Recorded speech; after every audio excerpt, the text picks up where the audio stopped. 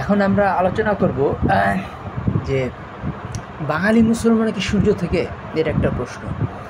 যেমন আল্লামা ইকবাল একটা কথা বলেছিলেন যে সূর্য আমাদের অঞ্চলে উদিত হয়, আমরা এসেছি সূর্য থেকে।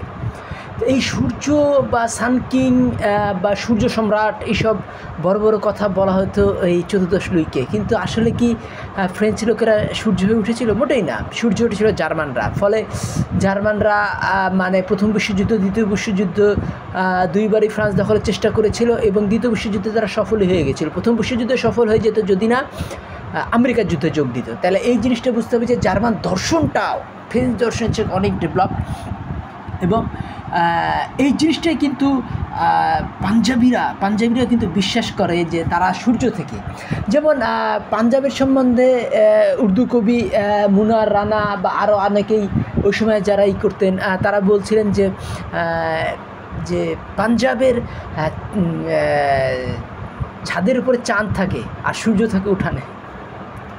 তবে চাঁদ ছাদের উপরে অনেক দূরে দেখা যায়, কিন্তু উঠানে সূর্য, বিষয়টা কি?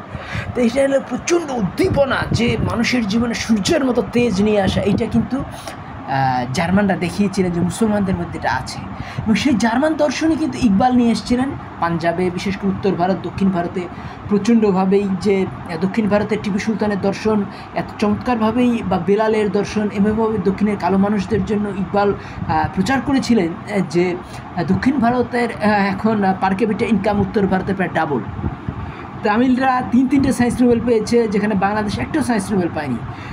পাঞ্জাবি একজন ঋষি সুনাক ইংল্যান্ডের প্রধানমন্ত্রী হচ্ছে, কিন্তু বাংলাদেশ ভাবতেই পারে না যে সেই বাংলাদেশি বাঙালি মুসলমান বা বাঙালি হিন্দু চিন্তাই করতে পারে না সে ইংল্যান্ড চালাবে। তাহলে তারা কীভাবে চালাচ্ছে এই ঋষি সুনাক? বা সাদিক খান বা একজন পাকিস্তানি সিতার ইমতিয়াজ কী করে লন্ডন শহরে 7-8 বছর ধরে মেয়র? কারণ ওই সূর্যের দর্শন, জার্মান দর্শন, এটাই ইকবাল পাঞ্জাবে নিয়ে এসেছিলেন। এবং পাঞ্জাবের সাথে বাংলার কিন্তু প্রচণ্ড মিল আছে। পাঞ্জাব কিন্তু মুসলমান প্রধান, বাংলা মুসলমান প্রধান। পাঞ্জাব সুজলা সুফলা, বাংলা সুজলা সুফলা। পাঞ্জাবেও বৃষ্টি হয়, বাংলাও বৃষ্টিপাত হয়। পাঞ্জাবেও প্রচুর সমভূমি, বাংলাও প্রচুর সমভূমি। তাহলে এই জিনিসটা আমাদের বুঝতে হবে যে পাঞ্জাবের যদি উঠানে সূর্য থাকে, তাহলে বাঙালির উঠানেও একটা করে সূর্য থাকতে পারে। এবং সেই সূর্যটা কীভাবে? কারণ বাঙালি গেটেকে বুঝে না, বাঙালি ইকে বুঝে না, কান্টকে বুঝে না, হেগেলকে বুঝে না, 3 সূর্যের একজনকেও বাঙালি বুঝে না। কিন্তু বাঙালি যে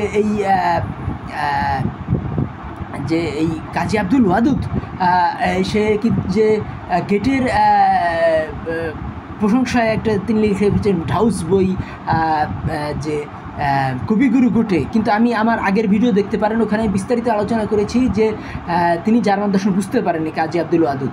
কিন্তু আরেকটা জিনিস যে এই কাজী আব্দুল ওয়াদুদ তো বুঝতে পারেননি, কিন্তু রবীন্দ্র প্রভাবে যিনি বুঝতে পেরেছিলেন, মানে এই ওনার নাম হলো গিয়া আমি 3 জনের আলোচনা করেছিলাম, ভিডিওটা দেখতে পারেন। ভিডিওটা হলো গিয়া সুভাষ বোস, তার আগের হলো গিয়া এম এন রায়, এবং তার পরে হলো গিয়া এই যে এম এন রায়, সুভাষ বোস, এবং তারপরে হলো গিয়া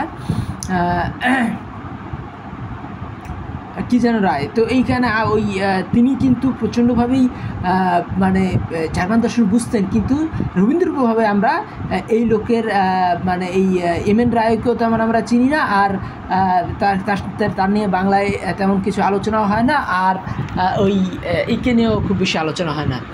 লোকটার নাম হলো গিয়া কি রায়, ওনার নাম হলো গিয়া ডক্টর ই রায়। এই যে উনি প্রচণ্ডভাবেই তিনি কী হলেন গিয়ে এম এন রায়েরই শিষ্য ছিলেন, র্যাডিক্যাল হিউম্যানিস্ট গ্রুপের শিষ্য ছিলেন, এবং তিনি এই ইসে চলে গিয়েছিলেন, তিনি এই বোম্বাই চলে গিয়েছিলেন প্রথমে, তারপরে চলে গিয়েছিলেন বোম্বে থেকে অস্ট্রেলিয়াতে। তিনি দীর্ঘদিন ভিজিটিং প্রফেসর ছিলেন, তিনি জার্মানিতে ভিজিটিং প্রফেসর ছিলেন, অস্ট্রিয়াতে, তারপরে ইটালিতে, তারপরে এই যে নাম কি বলে দুটা হলো গিয়া ডেনমার্ক, এবং এই যে নাম কি বলে ডেনমার্কের পাশেই হলো গিয়া এই নেদারল্যান্ড এবং সুইজারল্যান্ড, এইসব জায়গায় তিনি প্রচণ্ডভাবেই চর্চা করেছেন। নাম কি বলে, ফিলোসফির প্রফেসর ছিলেন তিনি, হলেন গিয়া ডক্টর ডক্টর ই রায়, ওনার নাম হলো গিয়ে ডক্টর, যাই হোক উনি প্রচণ্ডভাবেই, তো ওই আমার ভিডিওটা দেখে নেন, ভিডিওতে 3 জনের নাম আছে, মানে এই আমার ভিডিওতে যদি দেখেন যে সুভাষ এবং এম.এন. রায়, তার সঙ্গে আরেকজনের তুলনা আছে, এই বেশি না, প্রায় 10 দিন আগের ভিডিওতেই আপনি পেয়ে যাবেন, 10-12 দিন আগের ভিডিওতেই। তাহলে কাজেই ওই জিনিসটা আমি বারবার বুঝাতে চাচ্ছি যে ওই বাংলাদেশে এখনও জার্মান দর্শনটা সেভাবে আসেনি। কাজেই জার্মান দর্শনটা, যেমন আপনি যদি গুস্তাফ ক্যাননটা যদি সার্চ দেন তাহলে দেখবেন যে কী বিশাল ক্যানন, হ্যাঁ, তা ওই ক্যাননটা দেখা যাচ্ছে যে তার এক একটা গোলার ওজনই ছিল 2-3 টন, তাহলে 2-3 হাজার কেজি গোলা সে ছুঁড়ে মারতো। পৃথিবীর সর্ববৃহৎ ক্যাননের জার্মানরা বানিয়েছিল, সেটা ম্যাজিনো লাইন ধ্বংস করার জন্য বানিয়েছিল, কিন্তু ম্যাজিনোর ফ্রান্স তার আগেই পতন হয়ে যায়, এটা কমপ্লিট হওয়ার আগেই। এটা চালাইতেই লাগতো 200-300 জন, এত বড় কামান। তাহলে জার্মানরা এত উদ্দীপনা কোথায় পেল? এই ইসলামী দর্শন থেকে এবং জার্মান দর্শন থেকে। ইকবাল কিন্তু ওই জার্মান দর্শনটাই নিয়ে এসেছিলেন, কোথায় নিয়ে এসেছিলেন, এই নাম কি বলে, নিয়ে এসেছিলেন, নাম কি বলে, উত্তর ভারত, দক্ষিণ ভারতে, এবং তিনি ভূপালের টাকায় বাড়ি বানিয়েছিলেন, দক্ষিণ ভারতের ভূপালের টাকায়, এবং তিনি এই নিজামেরও খুব প্রশংসা করেছেন ইকবাল। এবং তার আরেকজন বন্ধু মানুষ ছিলেন স্যার রস মাসুদ, তিনি উসমানিয়া ইউনিভার্সিটির ভিসি ছিলেন, আবার তিনি ঈশ্বরের ভিসি ছিলেন, এই যে নাম কি বলে, আলিগড়ের ভিসি ছিলেন। তাহলে মানে তিনি আবার তার রস মাসুদ কিন্তু আবার লিখেছিলেন জাপানের এডুকেশন সিস্টেম। তাইলে আপনার চিন্তা করে কি প্রচণ্ড উদ্দীপনায় উত্তর ভারতে এগিয়ে যাচ্ছিলেন স্যার রস মাসুদ, তারপরে এই ইকবাল, এরা গোটা উত্তর ভারতের ফিনোমেনাটাই পাল্টে দিয়েছিলেন। তারা একজন জার্মান দর্শনটা, জার্মানের প্রশংসা করছেন, জার্মান দর্শন নিয়ে আসতেছেন কে, ইকবাল, আর জাপানি দর্শন, জাপানি এডুকেশন সিস্টেম, জাপানি রাজনীতি নিয়ে আসতেছেন কে, স্যার রস মাসুদ। আর দুইজনে আমার বন্ধু।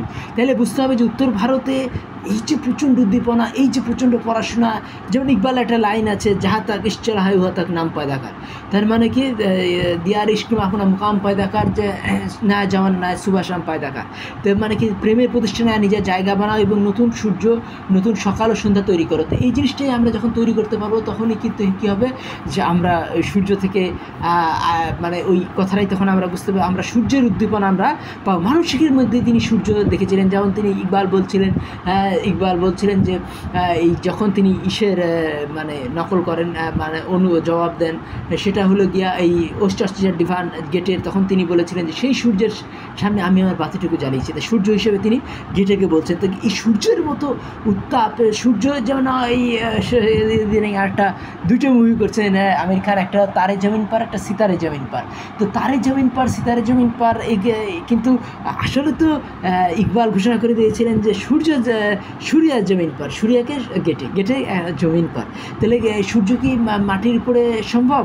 তিনি হলেন গিয়া গেটে। তাহলে এই জিনিসটা আমাদের বুঝতে হবে যে এই সূর্যের মতো উদ্দীপনা জার্মানরা জেগে এসেছিল, সেই জার্মান দর্শনই এই ইকবাল নিয়ে এসেছিলেন কোথায়, তাহলে এই উত্তর ভারত, দক্ষিণ ভারতে। কিন্তু বাংলায় ইকবাল অনেকেই বোঝে না, কারণ তার রবীন্দ্রভাবে আচ্ছন্ন, তারপরেও কিন্তু আজরফ লেগেছিলেন কবির দর্শন।